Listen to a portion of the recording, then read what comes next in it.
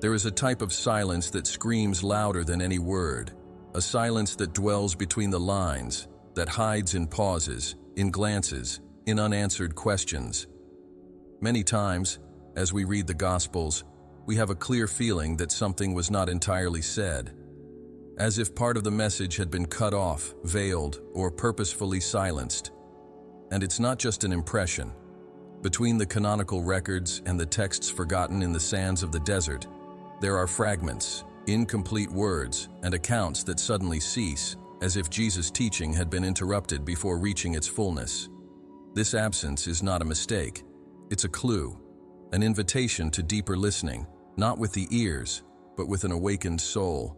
For there are truths that are not said, they are only lived.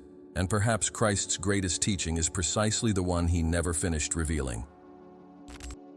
When we investigate the Gospels with keen eyes, we realize how selective the formation of the New Testament was.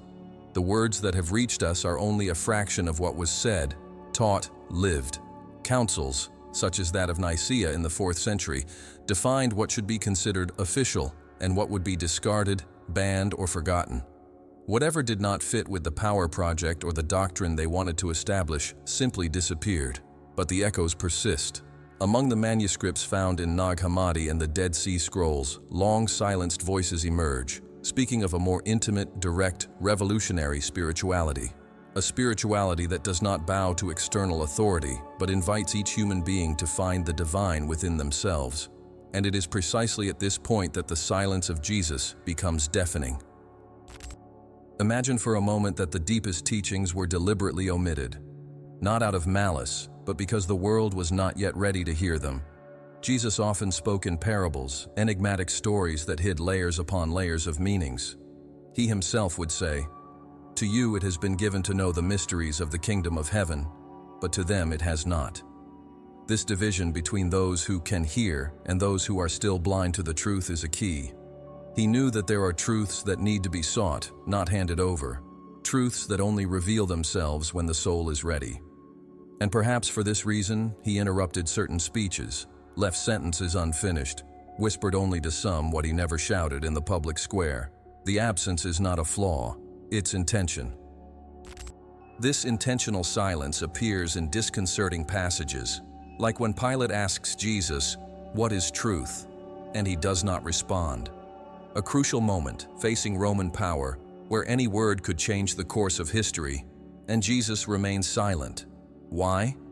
Because truth is not something that is defined in words, it is something that is recognized within. Another example is what is in the Gospel of Thomas, where he says, "Whoever drinks from my mouth will be like me." A powerful statement, removed from the official texts. Why was it suppressed?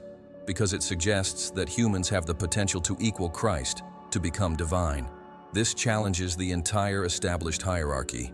The silence, in this case, protects a power that does not want to be challenged. When we delve deeply into the tradition of the apocryphal Gospels, we realize that many of them contain cut or interrupted fragments. Gospels such as that of Mary Magdalene end abruptly, with missing pages. At times, the disciples ask for more explanations, and Jesus merely smiles, or invites them to seek within themselves. This pattern repeats, suggesting that the most transformative teaching was not to be delivered directly, but discovered in living, in the inward journey. The revelation was not in the words themselves, but in the willingness to go beyond them. And this path, by its nature, requires silence. Not the silence of ignorance, but that of conscious listening. It's no coincidence that many spiritual masters, across various traditions, emphasize the value of silence as a source of wisdom. Buddha, for example, also remained silent in response to certain questions. Lao Tzu wrote that, "He who knows does not speak, he who speaks does not know." Jesus fits into this lineage, a master who knew the power of words, but also the weight of what is better left unsaid.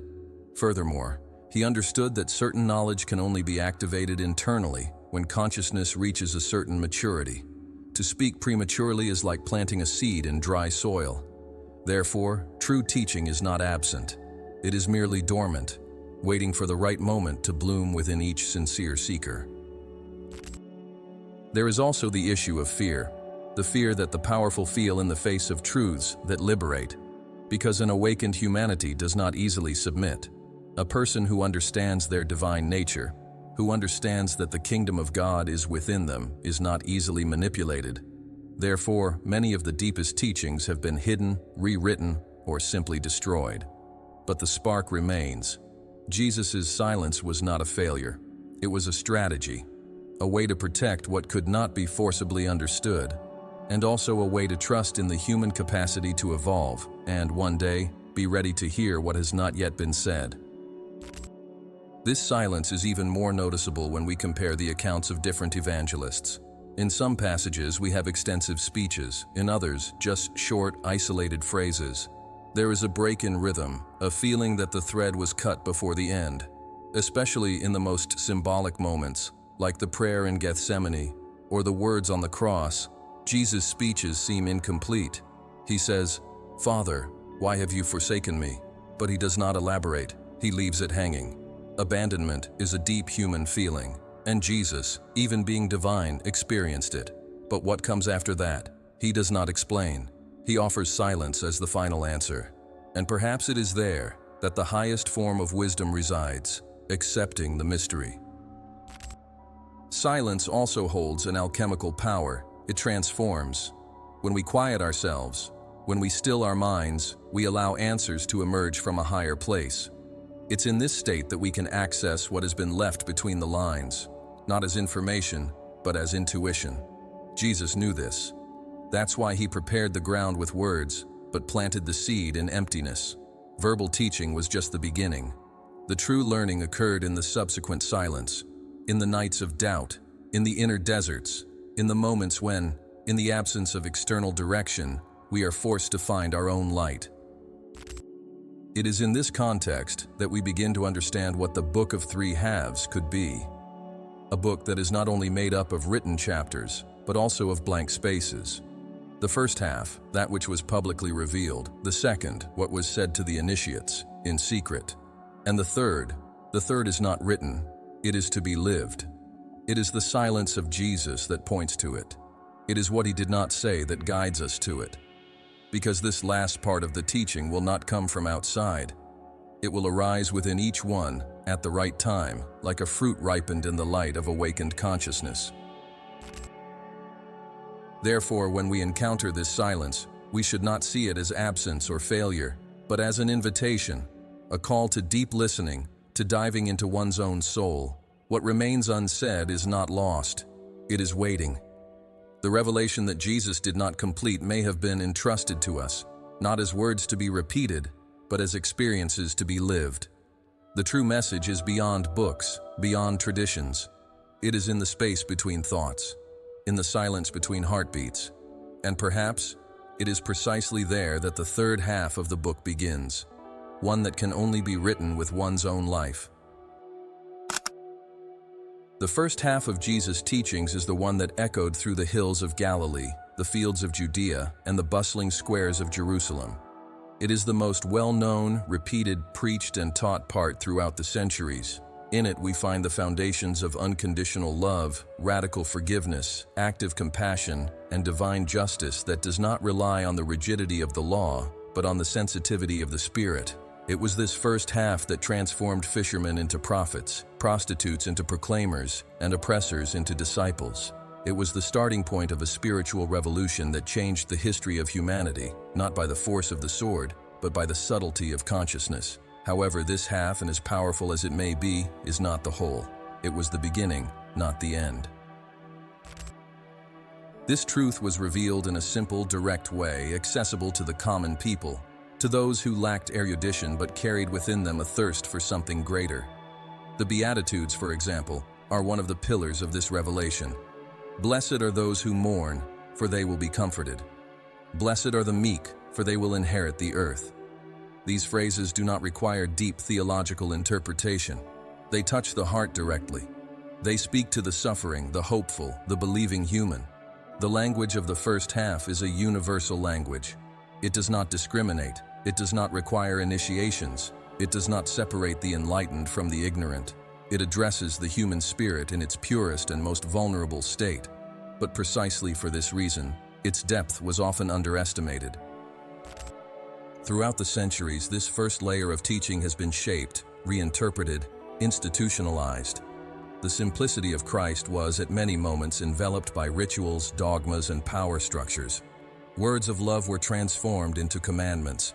Gestures of freedom became norms. What was fluid turned to stone. What was spirit became letter. The essence remained, because it is indestructible. But its shine was partially obscured. The first half was presented to the world, but not without filters, not without manipulations. Still, it resisted, and it continues to resist. Because there is a force in the words of Jesus that crosses the centuries and speaks directly to the soul, even when surrounded by limiting interpretations. In this first part, Jesus presents the heart of the gospel, the call for inner transformation through love. He does not preach a vengeful God, nor a system of eternal punishments. On the contrary, he speaks of a merciful Father who waits for the lost son with open arms. He talks about a shepherd who leaves 99 sheep to find the one that got lost. He speaks of a Samaritan who, ignoring cultural and religious barriers, extends his hand to the stranger. These are powerful images, breaking with the logic of the time and pointing to a new way of life. This half of the teaching is profoundly revolutionary, although disguised as simplicity. But why then do we say that it is only half? Because it prepares the ground, but it does not reveal the entire structure. It plants seeds, but it does not show the harvest. It provides the foundation, but it does not reveal the upper floors of the building. The first half is accessible to everyone, and that is part of its beauty. But it is also its limit. It invites awakening, but it does not deepen the path. It points to the kingdom of God, but it does not explain how to fully access it. This is not a mistake. It is a pedagogical choice. Jesus knew that before speaking of higher realities, it was necessary to heal the basic wounds of the human soul: fear, hatred, pride, guilt. Only with a purified heart could one advance to the more subtle levels of truth. The first half, then, is like the spiritual childhood of humanity, a time of learning, of building foundations, of discovering what it means to truly love. Jesus used metaphors from nature, from everyday life, from simple living, because he knew that this language reaches everyone. And even today, when we read these passages, something within us stirs, recognizes itself. It's as if he spoke a language that we haven't forgotten, even though the world has tried to teach us another. This first part is a song of return to the origin, a reminder that, behind all layers, we are beings made for love, shaped by compassion, destined for light. However, throughout history, this truth has been used in distinct ways. There were those who used it to liberate, and those who used it to control. There were those who saw in it a path to fulfillment, and those who turned it into a prison. The word of Jesus became a banner for wars, a justification for massacres, a tool of oppression. But it was also a consolation for the desperate, strength for the weak, hope for the oppressed. This shows how much this first half, even though incomplete, has a force that surpasses the limits of human understanding. It lives on its own. And perhaps for this reason, Jesus offered it openly, publicly, like one who sows without expecting immediate return. He knew that in due time it would sprout. One of the most striking points of this first part is the call to concrete action. Jesus did not limit himself to talking about spirituality as something abstract. He touched the lepers, wept with the mourners, shared bread with the hungry. He united spirituality and compassion in a single gesture. He didn't just talk about love, he embodied it. This made his message profoundly transformative, because it didn't just ask for belief, it asked for presence. It didn't demand ritual sacrifices, but sincere commitment. And this commitment, made with the heart, with gestures, with everyday life, is what begins to prepare us for the other halves. Because those who truly love start to see beyond the visible. The universality of this first half is also one of its greatest riches.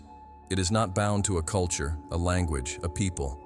People of different religions, or even without a religion, recognize the beauty and depth of Jesus' words.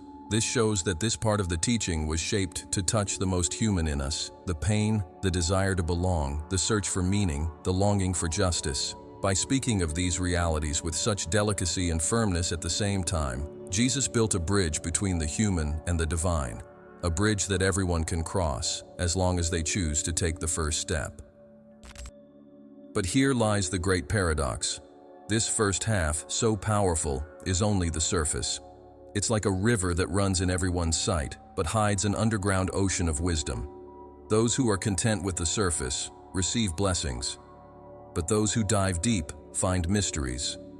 And Jesus knew this. He offered living water to all, but knew that not everyone would fully drink from it.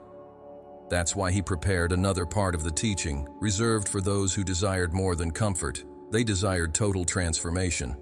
The first half soothes the soul, the second transforms the consciousness. And so, we understand that the first half is, at the same time, both destination and beginning.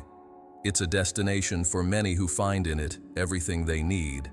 And it's the beginning for others who, touched by its light, wish to go beyond, to know more, to discover what Jesus perhaps whispered only to those who were ready. It's in this transition that the gateway to the second half is found, a gateway that doesn't open with force, but with surrender. Not with certainties, but with willingness. And that's where the teaching deepens, intensifies, becomes inner alchemy. Because whoever understands the love that saves, begins to sense the love that awakens, and this leads us to the next step of the journey. The second half of Jesus' teaching was not intended for the crowds. It was not preached in synagogues, nor did it echo through the hills or boats. This portion of truth was reserved for the few who dared to go beyond the surface, for those who were not satisfied with just the multiplied bread or the visible miracles. It was taught in the silent early mornings, in private meetings, in meaningful glances between the Master and his closest disciples. This truth was not explained, it was intuited. It was not passively received, it was gradually unveiled by those who demonstrated internal readiness. And what made someone ready was not theological knowledge or social position, but a genuine thirst for something the world could not offer. It is within this context that the Gnostic Gospels emerge, found in Nag Hammadi in 1945. These texts, suppressed and banned by ecclesiastical councils, reveal facets of Jesus that the official tradition did not contemplate. In the Gospel of Thomas, for example, there are no miracles nor a linear narrative. There are only sayings, powerful phrases that invite deep introspection. In it, Jesus says, "If you bring forth what is within you, it will save you. If you do not bring forth what is within you, it will destroy you." This statement is a gateway, an invitation to inner exploration, to gnosis, the direct knowledge of the divine that dwells in every human being. This was the second half. No more words for comfort, but truths to awaken. The significant difference between the first and the second half of the teaching lies in the level of consciousness each one addresses. The first speaks to the wounded heart, seeking to heal, reconcile, unite. The second speaks to the divine spark that lies dormant within, summoning it to awaken. While the first teaches how to live with more love, the second teaches how to transcend the very illusion of separation. Jesus, when speaking to the initiates, did not deal with moral rules, but with the structure of the universe, the role of the soul, the illusion of the ego, and the possibility of full spiritual liberation. It was a dangerous teaching for the established powers, as it did not offer obedience, but inner freedom. It did not ask for external worship, but deep self-knowledge. One of the pillars of this second half was the vision of the kingdom of heaven, not as a distant or future place, but as a present reality, accessible here and now, within one's own being. In Luke 17:21, Jesus says, "The kingdom of God is within you." This phrase, overlooked by many interpreters over the centuries, is one of the most revolutionary. It shifts the center of religious power and places it within each individual. The divine is no longer confined to the temple, the priest, the doctrine. It pulses in the awakened heart. This idea is radical. It challenges hierarchies, breaks with control structures, unveils the veil of separation between God and man. It is liberation in its purest form. The content of this second half was not written systematically. It was preserved in fragments, metaphors, symbols, and partial testimonies. But they all point to a single core. Consciousness is the true battlefield, the true temple, the true path. Salvation would not come through external acts, but through an internal process of remembering the divine origin. Jesus called this process being born again, but he was not referring to ritual baptism, rather a rebirth of perception, a profound transformation in the way we see reality. The old man had to die, not the body, but the illusory self, built on fear, attachment, and ignorance. Within this perspective, the figure of Jesus also transforms. He ceases to be just the external savior and becomes the reflection of what we can become. He is the archetype of the awakened human, the being fully integrated into his divine essence. In bolder words, he didn't just come to show the way, he came to reveal that we are the way, the truth, and the life, when we free ourselves from the illusion of being just flesh and mind. The statement, "I and the Father are one," is not just about him, but about all those who reach the same level of consciousness. And this was the secret reserved for the initiated. A secret that, if revealed to the unprepared crowd, could be misinterpreted, ridiculed, or even used against the very purpose of the message. The journey of the initiates was therefore a path of self-discovery. There were no manuals, nor fixed scripts. There were symbols, clues, perception exercises. Jesus said, "A house divided against itself cannot stand." This metaphor reveals a deep key. Within each being there are internal conflicts, divisions, warring parts. The lower self, ego, fear, desire, fights against the higher self, consciousness, light, love. Healing occurs when these parts integrate, when there is inner unity. The journey of the initiate is the journey of gathering the scattered pieces of one's own being, of remembering oneself as a whole, of returning to the origin. It is the process of ceasing to be a shadow and becoming light. The language used by Jesus with the initiates was laden with symbolic codes. Terms such as light, salt, yeast, wine, lamb, and so many others had hidden meanings. They were not just cultural references, but spiritual maps. The salt represented the awakened consciousness that preserves the essence. The yeast symbolized the potential for internal growth. The lamb was not just a metaphor for sacrifice, but also for the original purity of the soul. To interpret these words literally was to lose their transformative power. His closest disciples knew this. That's why they insisted on asking him the meaning of the parables in private, and he patiently guided them inward. This second half of the teaching did not propose a religion, but an inner revolution. It did not offer security, but deconstruction. It did not guarantee certainties, but invited mystery. And perhaps for this reason it was so dangerously powerful, because it does not create dependency, but empowers. It does not strengthen structures, but destabilizes. And in a world built on control and ignorance, freedom is always a threat. Jesus was not crucified merely for speaking of love. He was killed because he threatened the foundations of the system. And this threat was not on the surface of his speeches, but in the undertones of what he whispered to those who had ears to hear. The distinction between salvation and enlightenment becomes clear here too. Salvation, in the view of the first half, is divine acceptance, forgiveness, reconciliation. Enlightenment, in the second half, is the total transcendence of duality, the recognition of unity with everything, the merging with the source. One does not nullify the other. They are distinct stages of the same climb. Salvation heals, enlightenment awakens. And Jesus offered both, but knew that not everyone would seek the summit. Most would be content with the relief of pain, with the promise of paradise. Few would desire to break through the veils of illusion, but for those few, he left signs, seeds, glimpses of a path that still today pulses in the forgotten pages, in the omitted words, in the intentional gaps. This second half still resonates today as an echo of something we already know, but have forgotten. It doesn't need to be imposed, nor defended. It just needs to be rediscovered, because its dwelling place was never external. It is inscribed in the human soul. Each being carries within themselves the possibility of accessing this hidden dimension of teaching. And perhaps, This is precisely the key to the third half. What was revealed to some is now ready to be revealed to all, not as a doctrine, but as a collective awakening. And when this time comes, what was once reserved for the few will be experienced by many, and the Master's silence will finally find an echo in fully awakened voices. The third half. A term that already carries a paradox within itself, as a half, by definition, is one of two parts.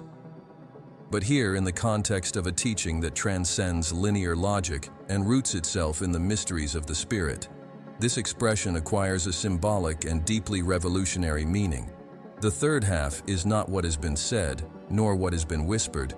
It is what still pulses in the invisible, waiting for the right time to be revealed.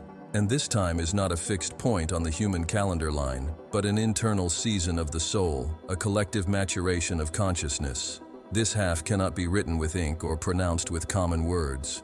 It is experienced, felt, integrated as a sudden and transformative awakening of what has always been there, hidden beneath the layers of spiritual forgetfulness. This hidden portion of Jesus' teaching was not kept in secret manuscripts or sacred vaults. It was deposited deep within humanity. It's like a vibrational code, a dormant frequency, waiting for the touch of the Spirit to activate it. While the first half healed and the second awakened, the third aims to transmute. It's a stage of full metamorphosis, where the goal is not just to know the divine, but to become a living expression of it. Jesus left clues of this when he spoke of the Spirit of Truth, the Comforter, who would come to teach all things and remind everything he had said. This suggests that his mission was not complete. It was only the preparation for something greater, which would only be possible when humanity was ready to endure and live this superior revelation. The third half does not refer to a new religion, nor to the discovery of lost texts. It is the internal fulfillment of the unfulfilled promise. It's when the human being stops just hearing the truth to become the truth in motion. It's when the divine spark not only shines occasionally, but takes the center of the being. The kingdom of God, which Jesus said is within us, comes to be perceived not as an idea, but as experiential reality. It is the state where the separation between the Creator and the creation ceases to exist, where duality dissolves, where Christ ceases to be a name and becomes a frequency embodied in every gesture, in every thought, in every intention. This new stage is not achieved through effort or external merits. It is not activated by rituals or magic formulas. It reveals itself as the human being starts dying to their most deeply rooted illusions, to the ego that needs recognition, to the fear that seeks security, to the desires that feed the illusion of external completeness. The third half blossoms in the fertile void of detachment, in the radical surrender to inner truth. It is the point where the seeker realizes that there is nothing left to seek, for everything is already present. What is lacking is not the revelation, but the willingness to perceive it. And this willingness only arises when the old self finally bows before the mystery. In current times, signs of this revelation are beginning to emerge everywhere. Ordinary people without religious affiliation are having experiences of consciousness expansion, awakening to non-ordinary realities, noticing synchronicities that would have previously gone unnoticed. Children are coming into the world with a rare sensitivity, a clarity that cannot be explained by traditional means. Science, in turn, is beginning to approach concepts that were once exclusive to spirituality: morphogenetic fields, quantum entanglement, consciousness as the foundation of the universe. Everything seems to point towards a convergence point, where the invisible begins to become tangible, and what was faith begins to be recognized as knowledge. This transition marks the beginning of the era of the Spirit, a phase that Jesus anticipated but did not detail, as it would be incomprehensible to minds still bound to the logic of matter. He said, "I still have many things to tell you, but you cannot bear them now." This phrase is not just an acknowledgement of limitation, it's a prophecy, a promise that there would be a time when these words could, at last, be understood. This time is no longer in the distant future. It begins to dawn now, within each heart that opens to the silent listening of the Spirit.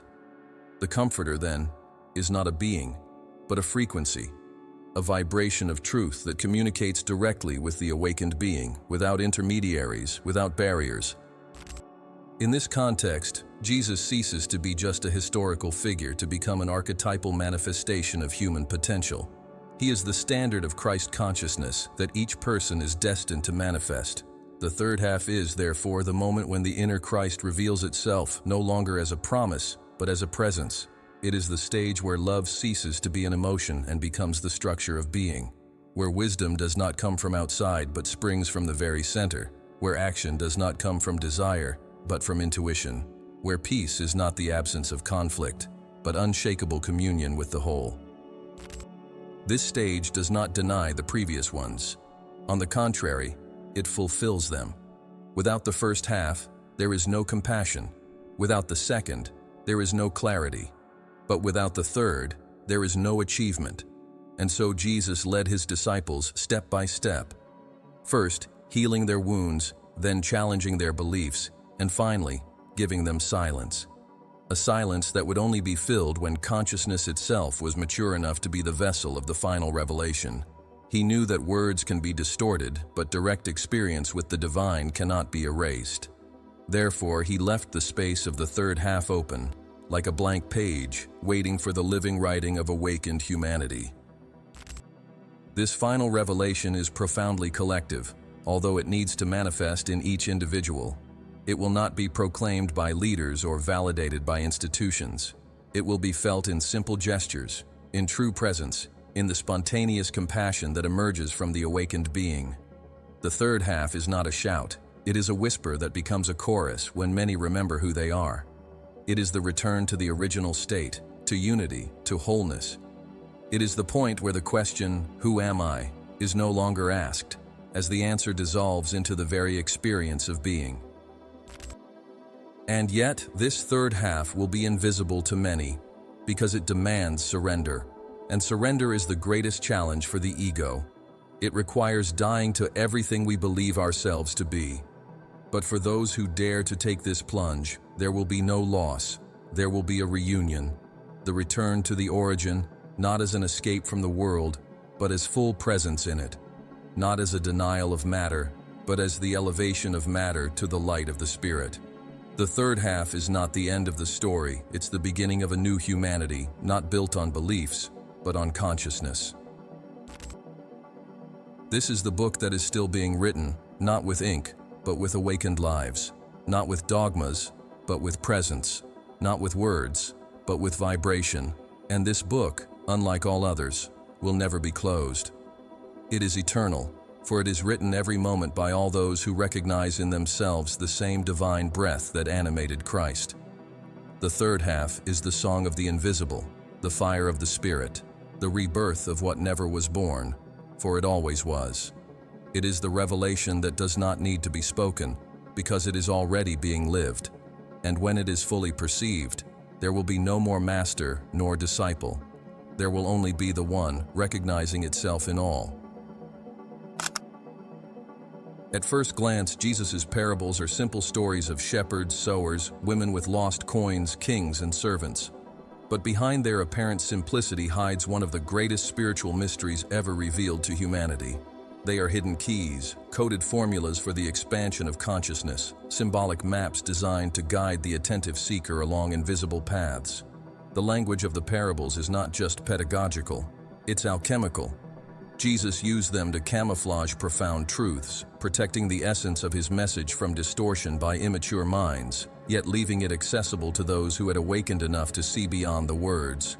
Each character, each situation, each metaphor carries within it multiple layers of interpretation, like mirrors reflecting different levels of the soul. It is important to understand that, in a tradition where the truth was constantly pursued, it was necessary to hide it in plain sight. The parable fulfilled this role masterfully. While teaching the peasant about the value of forgiveness or detachment, it offered the initiate subtle keys about the internal processes of the soul, about the structures of the universe, about the very spiritual constitution of the human being. Symbolic language is the only one capable of simultaneously communicating with minds and hearts at different stages of spiritual maturity. Therefore, when questioned by his disciples about the reason for speaking through parables, Jesus replied, "Because it is given unto you to know the mysteries of the kingdom of heaven, but to them it is not given." In other words, the same story contained different nourishment for each type of hunger. The parable of the sower, for example, is more than a lesson about accepting the word. It's a portrait of the layers of the human psyche. The hardened path represents the conditioned mind, impervious to transformation. The rocky soil symbolizes the superficial heart, which accepts with enthusiasm but doesn't establish roots. The thorns represent the desires and fears that choke the spirit's impulse. And the fertile soil is the soul that has undergone purification, inner listening, and openness to light.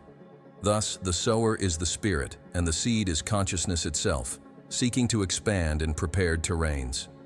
This symbolic reading transforms the story into a true treatise of initiation. Another parable laden with codes is that of the prodigal son. Far more than a family drama of reconciliation, it is a map of the soul's journey.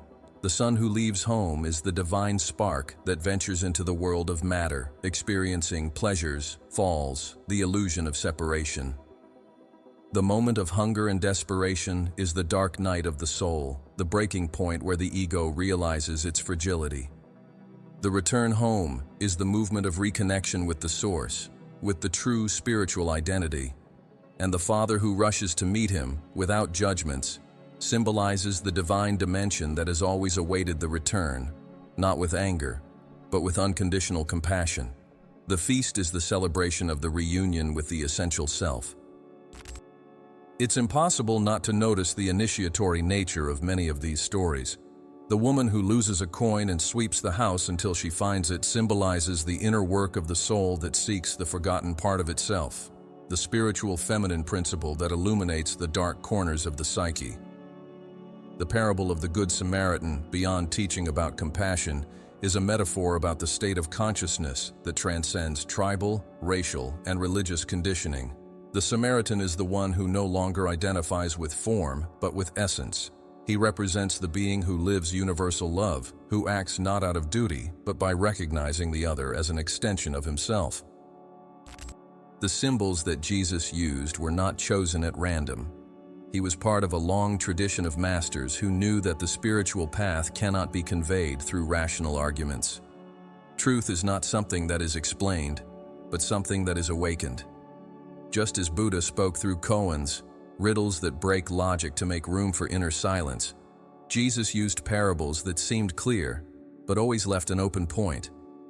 This question mark, this intentional lack of closure, is the space where the spirit can act, where the ego is forced to let go of control and open up to the mystery. It is in this void that the third half begins to vibrate. It's also interesting to note how parables almost never feature infallible heroes or obvious endings. They are mirrors of human imperfection and the constant possibility of redemption and transformation. The merciless servant who was forgiven, but does not forgive. The barren fig tree that gets another chance. The unfaithful manager who acts cunningly. Each character is an aspect of the human being, sometimes in conflict, sometimes in harmony. Jesus, by using these elements, is not just telling stories, he is inviting each one to find themselves in the narrative, to recognize themselves, to transform. The parable then ceases to be a story and becomes a mirror, a portal, a trigger of consciousness. The language of parables does not exhaust itself in listening. It continues to work silently in the mind and heart of the one who receives it. Often, its true meaning only reveals itself days, months, or even years later, when the soul has already traversed certain internal paths. It's like a seed of light planted in the unconscious, waiting for the fertile soil of spiritual maturity. Jesus knew this. That's why, even knowing that many would not understand, he continued to sow. Because the time of the Spirit is not the same as the human clock. What today is confusion, tomorrow can be revelation. What now seems simple, later can unfold as an entire universe of meanings. When analyzing the parables in light of Gnosis and universal spirituality, we see in them a complete teaching system. A system that is not limited to blind faith, but invites self-observation, introspection, and the subtle listening of the divine within. They do not propose an external God who judges, but a divine spark that observes, guides, and invites. The kingdom of God, in them, is not a geographical place, but a vibrational state. A level of consciousness where love, wisdom, and unity are not concepts, but direct experiences. And each parable is a trail, a key, a note of this silent song that only the initiated can hear. The intentional repetition of certain themes and images in the parables also reveals a broader symbolic structure. The feast, for example, appears in various narratives, always as a symbol of spiritual communion, celebration of presence, and meeting between different dimensions of the self. The invitation to the feast is always extended to everyone, but only a few accept it. This shows that the invitation to enlightenment is universal, but the response is individual. The oil in the lamps of the wise virgins represents inner vigilance, the constancy on the path. The buried talent is the undeveloped potential, the light hidden under fear. Everything is a message, everything is a code, everything is a call to awaken. And finally, the very structure of the parables, their rhythm, their pauses, their ambiguities, reflect the nature of spiritual reality. Truth is not linear, it's not binary, it is multidimensional, complex, fluid. Jesus knew this and used the only language that could circumvent the traps of rationalism, the symbol. Thus, the parable becomes the intersection point between the visible and the invisible, between the human and the divine, between time and eternity. It is the breath of a truth that cannot be possessed, only lived.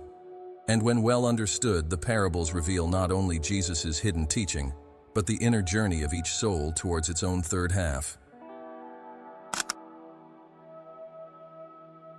In a world shaped by the power of institutions and the need for control over the sacred, teachings that could not be tamed were silenced, and it is in this historical silence that the body of the Gnostic tradition rests, a spiritual lineage that dared to look beyond appearances and seek the truth that resides in the intimacy of the soul. For the Gnostics, Jesus was not just the Savior sent to redeem sins, but the cosmic messenger who came to remind humanity of its divine origin, its forgotten power, and its mission to awaken. His teachings were not just moral words to guide behavior, but coded maps for the return to the source, to the primordial unity. Gnosis, the direct knowledge of the divine, was the goal, and this knowledge was not learned in temples, but revealed in silence, meditation, and introspection. When in 1945, Egyptian peasants accidentally discovered a library of ancient codices buried near Nag Hammadi, the world finally got to know a new face of early Christianity. There were texts hidden for centuries, gospels that were not included in the Bible, treatises on the origin of the soul, secret dialogues between Jesus and his closest disciples. The Gospel of Thomas, for example, does not narrate miracles or crucifixion. It brings 114 sayings attributed to Jesus, many of which have a deeply mystical character. Among them, split a piece of wood, and I am there. Lift up a stone, and you will find me there. This view dissolves any separation between the sacred and the profane, between the world and the spirit, between matter and transcendence. It is a spirituality that does not point outwards, but inwards. The Gospel of Mary Magdalene also stands out as a gem of suppressed wisdom. In it, we find a figure of Mary not as a mere follower, but as the most advanced disciple, the one who understood the teaching in its depth, who dialogued with the Master on equal terms and was misunderstood by the other apostles. Her gospel is a treatise on the elevation of the soul, which describes the journey through the heavenly spheres, confronting the forces of desire, ignorance, and fear. The wisdom she conveys is pure gnosis, a knowledge that is not transmitted by books, but by state of consciousness. Her historical marginalization reveals the discomfort of patriarchal structures in the face of the spiritual strength of the feminine, of intuition, of direct connection with the divine. Many of these texts speak of the divine spark trapped in matter. The body, for the Gnostics, was not an evil to be denied, but a temporary shell that concealed a forgotten core of light. The world, as we know it, would be an imperfect creation of entities that distance the human being from their luminous origin. This worldview was not nihilistic, but liberating. By recognizing the illusion of appearances, the seeker was led to remember their true nature. Jesus, in this tradition, is the messenger from above, the one who breaks the veil of ignorance and invites a return. Not by belief, but by self-knowledge. Not by obedience, but by inner vision. Gnosis was not compatible with the political project of the Roman Empire, which sought stability, unity, and obedience. A teaching that stated the true temple resided in everyone's heart was a direct threat to priestly authority. A Christ living within every human made clerical intermediation irrelevant. Therefore, the Gnostics were persecuted, their texts destroyed, their masters slandered, but their light did not go out. It survived in small communities, in hidden manuscripts, in oral traditions, and today it re-emerges strongly, as if there were a cosmic call to rediscover what was concealed. The third half of the revelation might be precisely this recovery of what was denied, the right of each soul to know itself as an extension of the divine. The Nag Hammadi library also contains texts such as the Gospel of Truth, the Gospel of the Egyptians, the Tripartite Treatise, the Apocryphon of John, and many others. Within them, there is a language different from that which dominated the ecclesiastical tradition. Instead of dogmas and judgments, they speak of light emanations, of eternal archetypes, of Sophia, the fallen and redeemed wisdom, of inner universes, of mystical journeys, and returns to fullness. It is a rich, deep, poetic cosmology. It is not easily understood by the linear mind, but it touches the soul with familiarity. It is read as if we were rediscovering an ancient voice, which has always been with us, but which the modern world has tried to silence with noise. The Gnostic vision of Christ is profoundly transformative. He is not an external God who saves the good and condemns the bad. He is the symbol of awakened consciousness, the example of the human possibility of becoming one with the whole.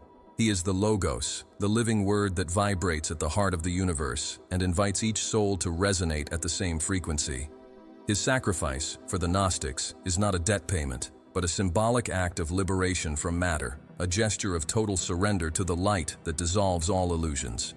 His resurrection is the awakening of consciousness, not just a physical miracle. It is the victory of remembrance over forgetfulness, of being over seeming. This perspective also sheds new light on the role of women in spirituality. In canonical texts, Mary Magdalene is often reduced to the image of a repentant sinner. In Gnostic texts, she is a teacher, visionary, initiate. This is not a mere reinterpretation. It is a restoration of an ancestral balance between male and female, between reason and intuition, between strength and acceptance. Gnostic wisdom recognizes that wholeness can only emerge when opposites unite.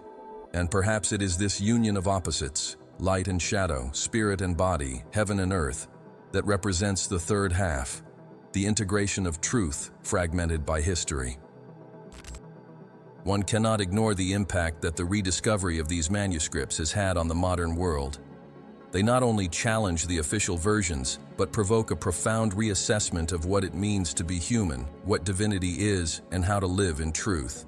They challenge dogmas, not out of rebellion, but out of depth. They do not invite the denial of faith, but its elevation. They do not ask us to abandon tradition, but to transcend it towards the direct experience of the sacred. It is at this point that Gnosis connects with the third half. It is the leap from belief to experience, from word to silence filled with presence, from reading to inner realization. The Gnostics spoke of the pleroma, the divine fullness where everything already is, where there is no lack, no time, no separation. And they affirmed that we came from this place, and to it we must return, not geographically, but consciously. This is true salvation, the end of ignorance, the awakening of spiritual memory. And in this sense, all of Jesus' teachings, both public and secret, were nothing more than a preparation for this return. The first half taught us to love. The second showed us that we are more than we thought. The third invites us to be fully. Gnosis is not the only path, but it is one of the oldest and most direct trails to this state of being. And its rediscovery today might not be a coincidence, but a call. The wisdom that was banished, hidden, and discredited returns not to divide, but to integrate. It does not nullify simple faith, but deepens it. It does not reject the Gospels, but illuminates them from within. The Gnostic tradition is not a religion, but a reminder that the ultimate truth cannot be institutionalized. It is fire. It cannot be imprisoned. It is wind. It cannot be captured. It is light. It cannot be obscured by dogmas. It lives in the seeking soul, in the listening heart, in the awakening consciousness. And when the veil is torn, when the silence is heard, when the memory is activated, then what was lost becomes visible, and what seemed distant reveals itself as always present. That is where the true teaching begins. That is where the third half finds its place. Within the visible and invisible teachings of Jesus, there is a dimension that still eludes most conventional analyses: his mastery over time and consciousness. When he asserted, "Before Abraham was, I am," he was not just throwing out an enigmatic phrase, he was breaking with the linear logic of time and affirming his presence in a reality that transcends the past, the present, and the future. Jesus' language was laden with expressions that allude to the eternal now, to the point where time bends and consciousness expands. In this timeless space, there is no distance between the human and the divine. He positioned himself as the living bridge between what is visible and what is eternal, between what is measurable and what is absolute, and in doing so revealed that awakened consciousness is not an acquisition of time, but a return to its origin prior to time itself. Jesus did not perform only physical healings or external miracles. His true miracles were accesses to the quantum field of reality, where matter obeys consciousness, where intention shapes events, where the observer modifies the observed. He walked on water as though walking on the illusions of density. He multiplied loaves and fishes because he knew that abundance is the natural state of the universe when there is no separation between giver and receiver. He resurrected the dead because he understood that death is just a vibrational transition, not an absolute end. But more than doing, he demonstrated that we all carry the same divine seed and that human consciousness, when unobstructed from illusions, can access the same states of transcendence. The way Jesus handled time revealed his total freedom from the prison of linearity. He was never in a hurry, but he also never arrived late. He appeared exactly at the right moment, where he was needed, as if he already knew the outcome of events before they even began. And indeed, he knew, because his mind operated from an axis of consciousness outside of ordinary chronology. When he told his disciples that the Son of Man would be delivered, rejected, and resurrected on the third day, he was not making a prediction. He was describing a vibrational sequence that was already completed in another dimension. His speech was a reflection of a multi-dimensional time-space where the past and the future fold over the eternal present. This view of time not as a line, but as a spiral, as a field of possibilities, is something that is beginning to be touched upon by modern science today. Quantum physicists speak of temporal entanglement, of particles that communicate beyond the conventional boundaries of time, of parallel realities that coexist. Interestingly, all of this was already present, albeit veiled, in the gestures and words of Christ. The I Am is the name of the eternal presence, of the pure consciousness that is everywhere at all times, in every being. It's not about a specific individual, but about a state of being accessible to all who surpass the veil of separation. When Jesus said that whoever believed in him would do greater works than his, he was not exalting himself.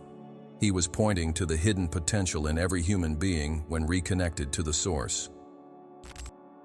The mystical experiences described in the Gospels, such as the Transfiguration on the Mount, the baptism in the Jordan, the post-resurrection encounters, are accounts of expanded states of consciousness.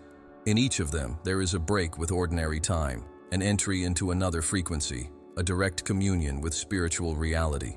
The voice that says, "This is my beloved Son," does not come from the physical sky, but from the inner sky, from the plane where all unified consciousnesses recognize themselves.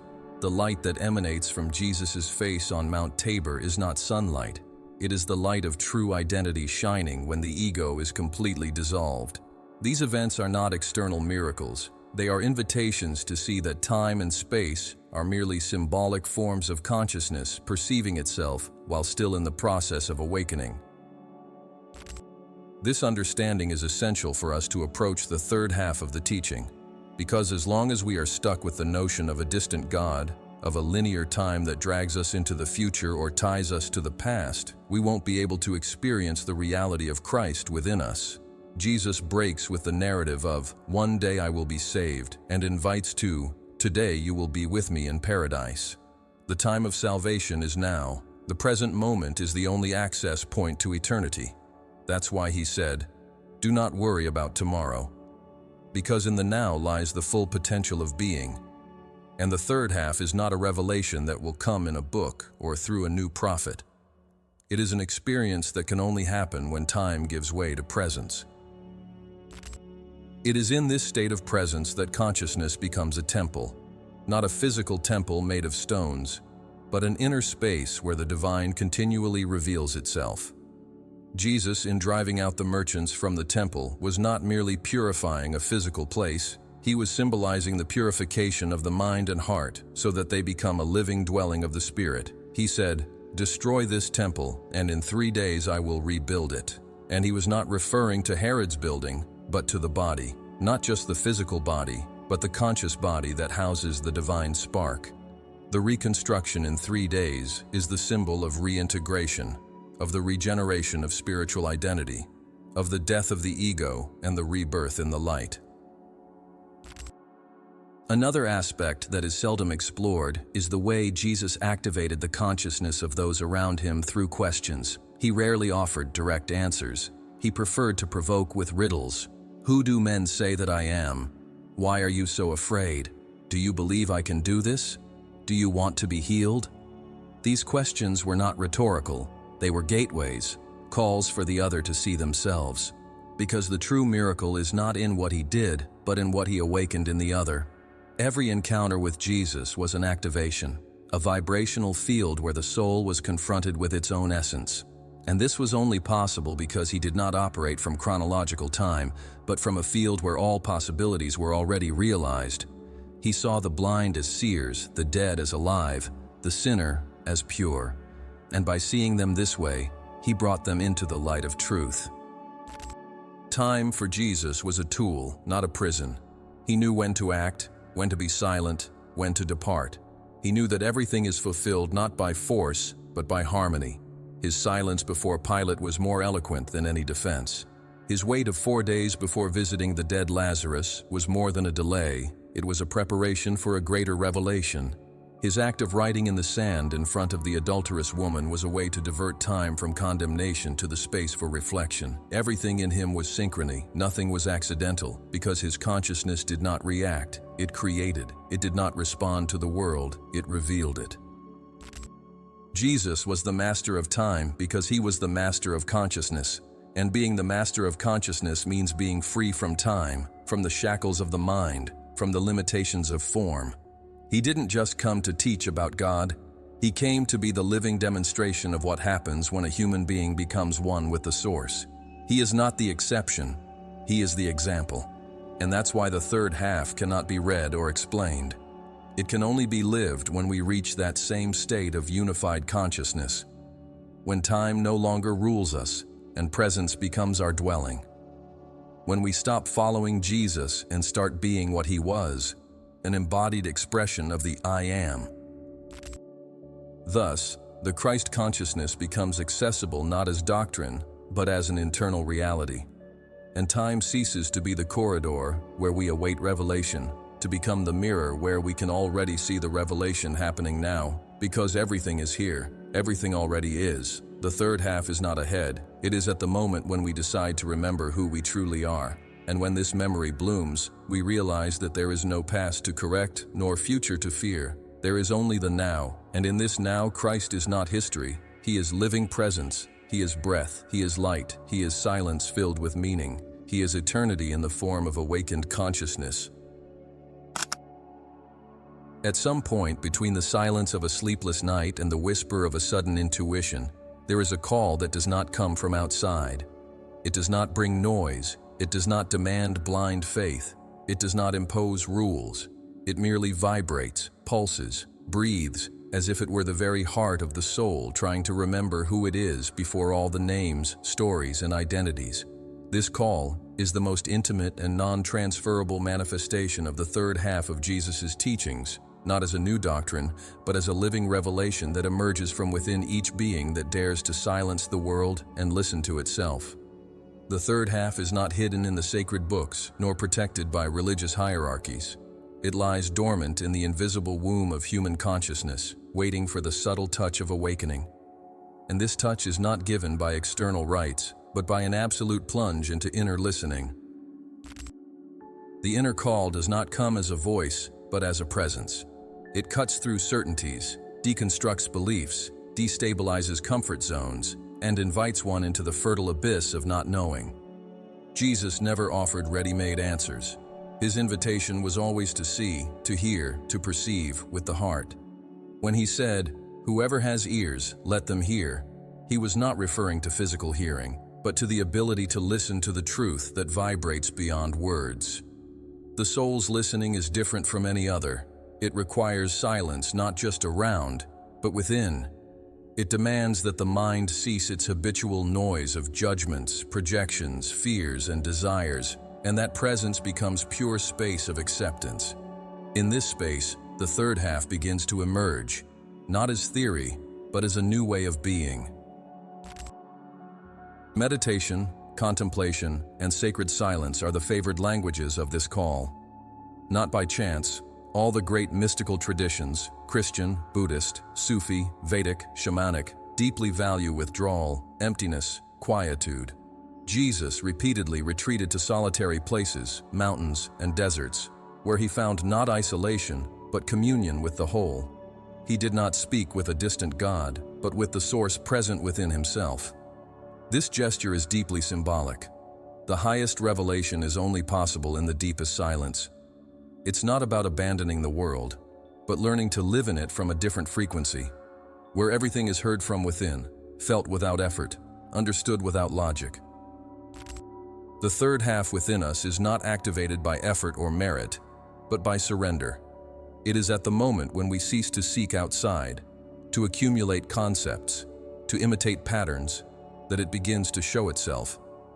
And not as something new, but as something eternally familiar.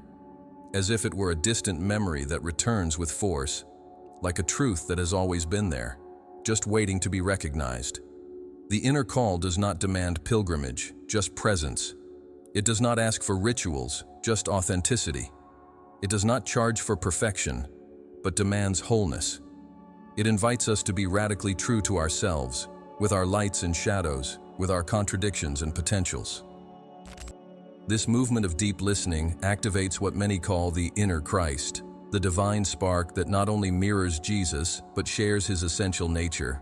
When we understand that Christ is not an exclusive name, but an accessible state of consciousness, everything changes. The goal ceases to be following a religion and becomes achieving the inner unity that frees us from separation. The third half, in this sense, is the embodied realization of I and the Father are one. Not as a metaphor, but as experiential reality. The journey ceases to be doctrinal and becomes existential. It stops being about future salvation and becomes about the present embodiment of truth. This inner Christ is not owned by anyone. It is not a gift of saints or a privilege of the chosen ones. It is a seed in everyone, waiting for fertile soil of consciousness to germinate. And its manifestation is not spectacular, but subtle. It reveals itself in silent gestures, in empathetic listening, in the gaze that recognizes the other as an extension of the same being. It does not need a stage, but presence. And its language is not dogma, it is vibration. That is why Jesus said, "You will know the truth, and the truth will set you free." He did not say, "You will believe" or "You will obey," but "You will know." The verb to know in the original Hebrew refers to intimate union, to the fusion of essence. It is something that becomes you. And this is what the third half represents, the fusion between truth and being. This call, however, is unsettling, because it demands that we let the old self die, the one that was built from external expectations, accumulated fears, borrowed identities. It invites us to enter the desert, the very same desert where Jesus faced his temptations, which are nothing more than the internal voices of the ego trying to maintain control. The desert is the place where all noise ceases and where only the truth can remain. The third half, therefore, goes through the process of symbolic death. Not a tragic death, but a liberating one. The death of everything that we are not, so that what we have always been can, at last, flourish.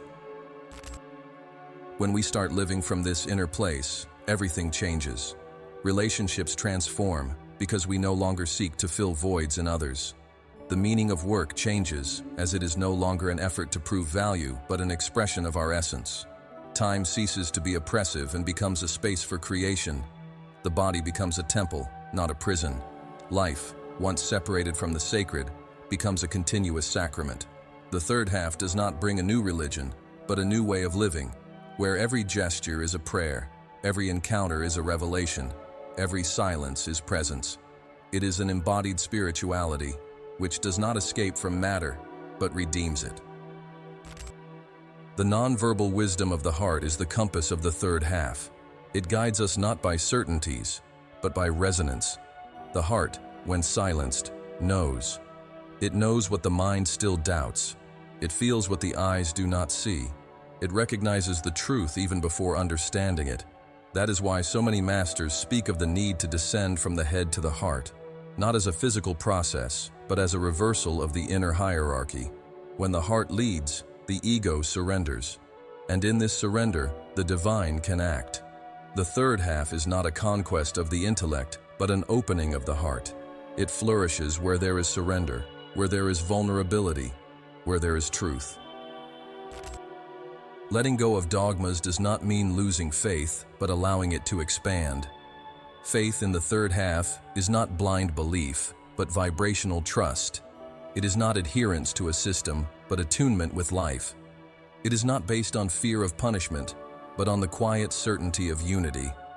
The new spirituality, born from this inner womb, is inclusive, not because it tolerates everything, but because it recognizes everything as an expression of the same source.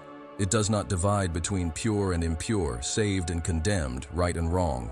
It welcomes, integrates, transforms.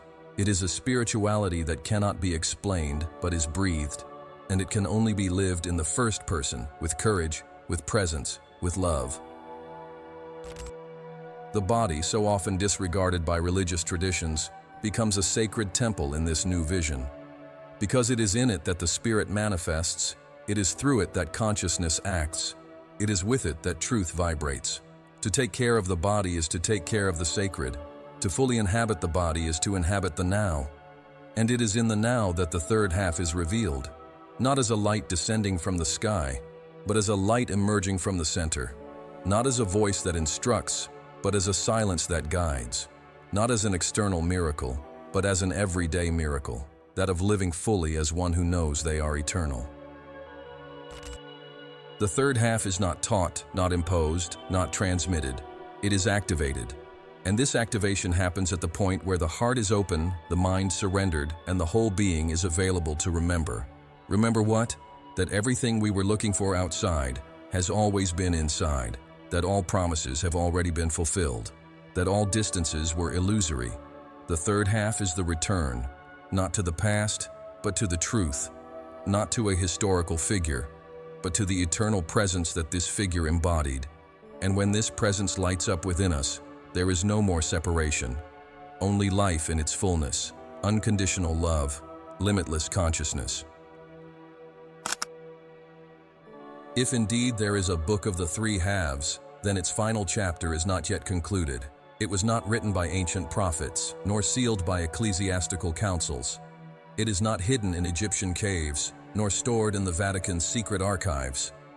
Right now, it is being written with the choices, gestures, silences, and awakenings of men and women who, scattered all over the planet, are beginning to live not as seekers of the divine, but as conscious expressions of it.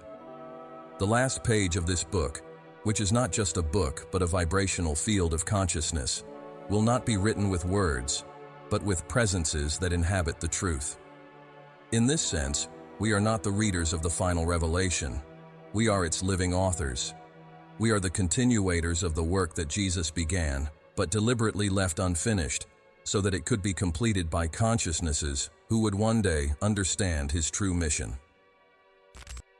This active role that falls to us in the completion of Christ's teaching is perhaps the most challenging part of this entire journey, because it definitively breaks with the image of the human being as a passive spectator of the sacred.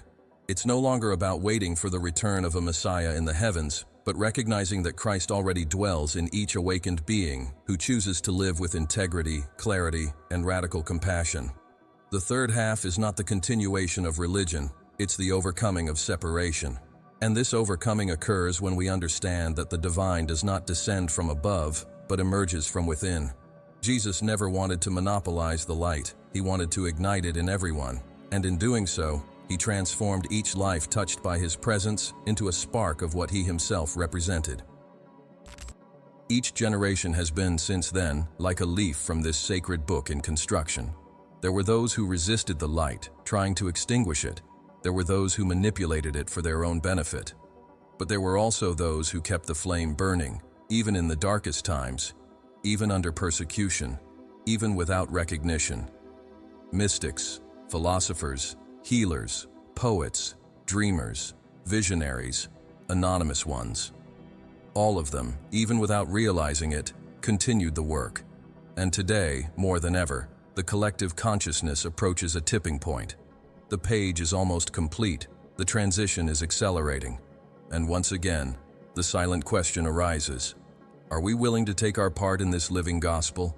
Are we ready to be more than spectators? Are we willing to be the revelation itself? The living gospel is not made of dogmas, but of coherence. Not of unchangeable traditions, but of authentic presence. It is written when we choose to love in the face of hate, when we remain integral in the face of corruption, when we keep faith, even without guarantees, when we offer compassion instead of judgment, when we silence ourselves to listen to the other. Every small gesture aligned with the Christ consciousness is a letter in this new gospel. And as more and more beings awaken to this truth, a new vibrational field is established on Earth. A field where revelation is no longer a distant event, but a continuous process of embodying the divine within humanity. This incarnation does not deny the world, it redeems it. It sees matter not as a prison, but as a temple. It sees the other not as a threat, but as a mirror. It sees pain not as punishment, but as a call. It sees life not as a wait for paradise, but as the very garden to be cultivated. Jesus planted the seeds. We are the gardeners, and the fruit of this planting is none other than unified consciousness, the end of the illusion of separation, the blossoming of a new humanity, not as a utopia, but as a reality lived here and now by those who dare to live as bridges between heaven and earth. It's no coincidence that so many ancient traditions spoke of a future time when the Spirit would be poured out upon all flesh. A time when young people would have visions, elders would dream dreams, and all would prophesy. This time is no longer prophecy, it's present possibility. The Spirit is already here, blowing amidst the chaos, whispering through the pain, reborn in willing hearts. The revelation, therefore, won't come as something external. It will come as a sudden remembrance, as an intimate recognition, as a light that turns on and never goes out again. And each time someone says yes to this call, the final page writes itself a little more. This call, however, requires courage. Courage to abandon the identity built on fear. Courage to walk without a map, guided only by the compass of intuition. Courage to fail, to be misunderstood, to be rejected. But also courage to shine, to inspire, to lead by example. Because being a continuator of Christ's work is not just repeating His words, but embodying His Spirit. It's not just quoting His miracles, but living His truth. And His truth is radical. It tells us that we are children of the light, that we have within us the potential to transform realities, that we are not victims of fate, but co-creators of the world. This world, indeed, can no longer be sustained by the structures of the past. The religions that divide, the systems that oppress, the narratives that maintain guilt, fear, and scarcity are collapsing. And not by chance, because the new consciousness that is rising demands space. And it doesn't fit into old paradigms. It breaks the margins. It doesn't ask for permission. It simply is. And in this new consciousness, the teachings of Jesus gain a new glow, not as dogmatic inheritance, but as a vibrational code that pulses at the center of every being that lives aligned with love, with truth, and with unity. The revelation that was never completed by Jesus remains incomplete not due to failure, but by intention. He knew that the fullness of the teaching could not be passively delivered. It needed to be lived, felt, realized. That's why he left the third half open, so that each human being could, over the centuries, access this part of the book from their own inner journey. The revelation that falls to us is not to decipher a mystery, but to become the mystery itself revealed. Thus we are more than readers of the sacred story. We are its living chapters, its pulsing pages, its current voices. And for this reason, the return of Christ will not be an event in the heavens, but a collective awakening on earth. He will return, yes, but not as a single figure, but as a presence manifested in all those who choose to live with awakened consciousness. The true return is internal, and when a sufficient number of human beings vibrate at the frequency of Christ, the world will not be the same anymore. There will no longer be a need for intermediaries, for hierarchical systems, for walls between the sacred and the human. Everything will be integrated. Spirituality will cease to be a sector of life and will become life itself. Because after all, there is no outside of the sacred. Everything is an extension of the one. Therefore, this last page of the Book of Three Halves is being written now, at this very moment, by you, by me, by all of us. And it will not be concluded with a period, but with an opening. Because revelation is not an end, it is a birth, a rebirth of humanity to itself, a collective awakening that, like a silent tide, floods old structures with the light of new consciousness. And when this book is fully written, it will not be published, but lived. It will not be read in temples, but embodied in glances. It will not be defended with arguments, but radiated in presence. The last page of the Book of the Three Halves is us, not as a promise, but as a reality in process. And by recognizing this, the teaching that Jesus never finished revealing is fulfilled, not in words, but in lives, not in dogmas, but in awakening. And when everything becomes light, there will be no more pages to write, because the book will become the universe itself, and each awakened soul, a star in this living sky of eternal revelation.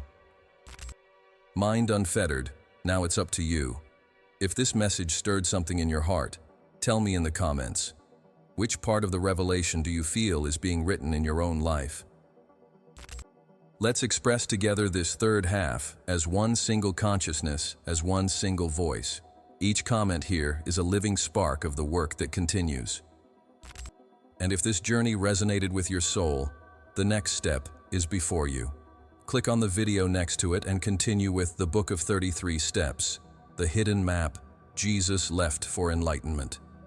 The hidden map that reveals the steps to enlightenment left by Christ for those who dare to tread the full path. Let's go deeper together. You are already part of this Mind Unfettered.